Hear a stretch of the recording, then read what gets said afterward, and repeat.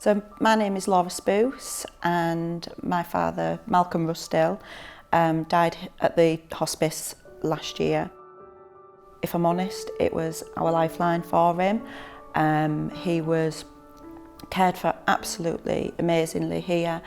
He actually only came in for respite, but unfortunately his illness got the better of him and he actually passed away 4 weeks later. I suppose had he had to go into a hospital, things would have been very, very different. My dad could have visitors whenever he wanted them.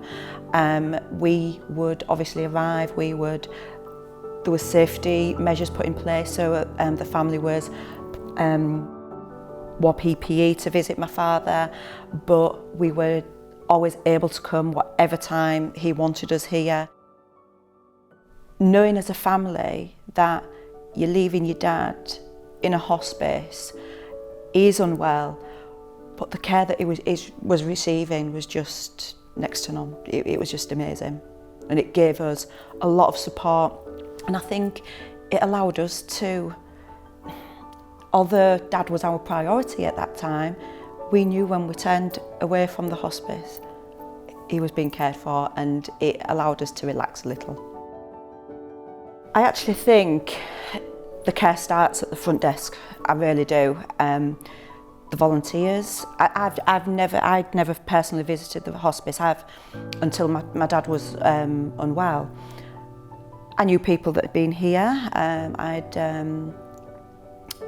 friends of family that have been here, and I'd always heard about the amazing care that the hospice provided, and it was just like a home from home. And the care that you received from the first moment you stepped in the door, they knew who he was, they were expecting him, and then you were passed on to somebody else and they knew who he was and why he was here.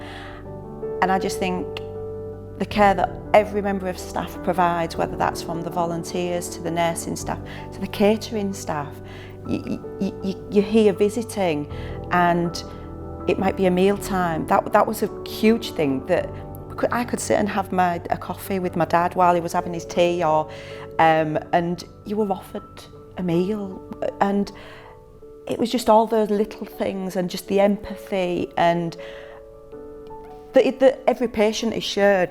It's absolutely amazing.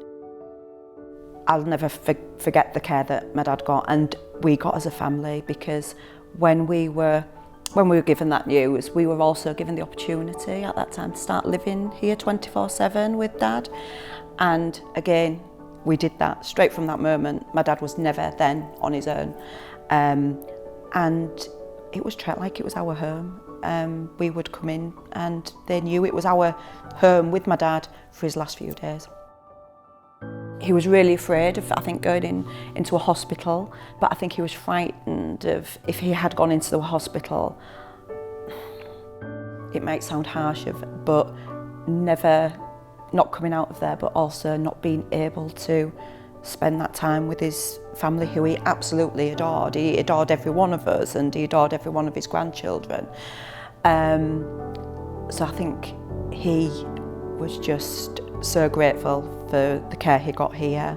He had such a rapport with the nursing staff, the catering staff, everybody. I think if I could ask him now, he probably would say he couldn't have been in a better place.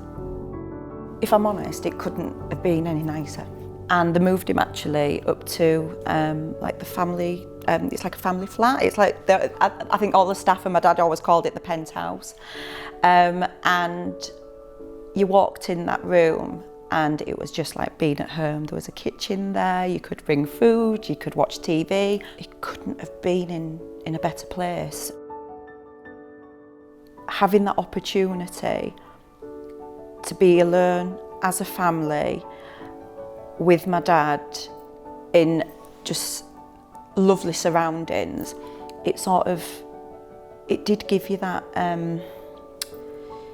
it didn't make you frightened. I wasn't frightened of death, and I didn't feel that I was in a hospital with my dad about to pass away, but it certainly wouldn't frighten me if I had to do it again with somebody else in the hospice.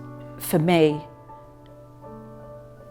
being in this hospice is as good as being at home. And because the hospice is so family orientated and it includes children, grandchildren, pets. My dad's dog, we had the opportunity to bring my dad's dog to see him, but it got too poorly. But where else could you do that?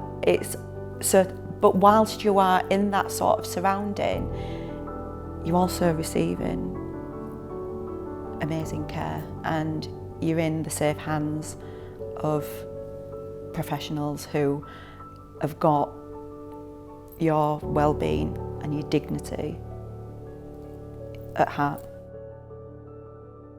I think for us as a family, we'll always be grateful for the service that my dad and that us as a family received.